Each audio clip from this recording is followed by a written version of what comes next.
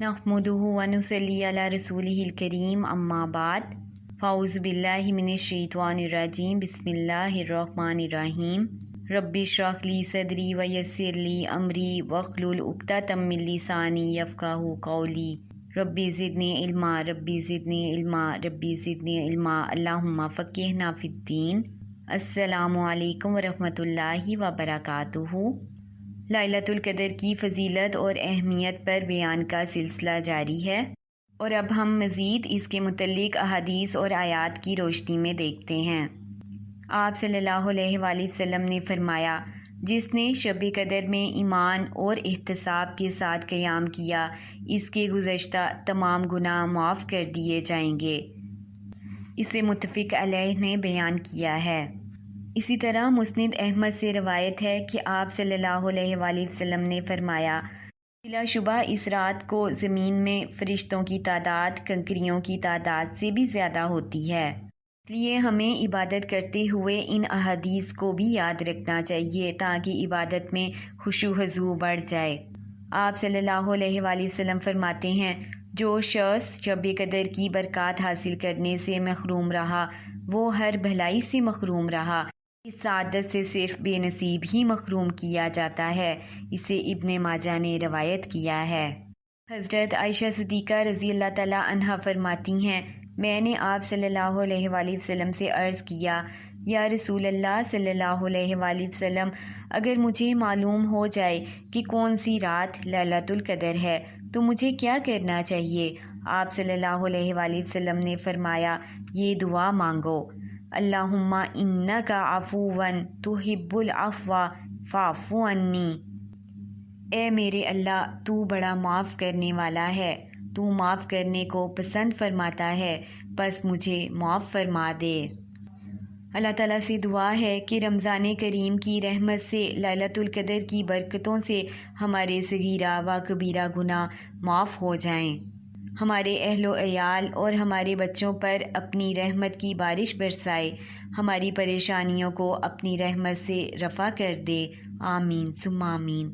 और अल्लाह ताला तमाम फ़ौत शुदगान की भी मग़फ़िरत फ़रमा दे, क्योंकि आप सल्लल्लाहु अलैहि वसल्लम ने फ़रमाया, जो शख्स ईमान और सवाब की नीयत से शब क़द्र का क़याम करता है, इसके पिछले गुनाह माफ़ कर दिए जाते हैं।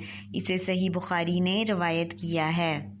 और अगर हम इज्तिमाई इबादत कर रहे हैं तो इज्तिमाई इबादत की सूरत में किसी भी किस्म के शोर हंगामे, गपशप करना या लड़ाई झगड़े से परहेज़ करनी चाहिए और पूरी तवज्जो इबादत पर ही रखनी चाहिए ताकि इस अजीम रात की सादत से महरूम ना रहा जाए। हमारे लिए ये जानना भी ज़रूरी है कि लैलतुल क़द्र की इलामात क्या क्या हैं।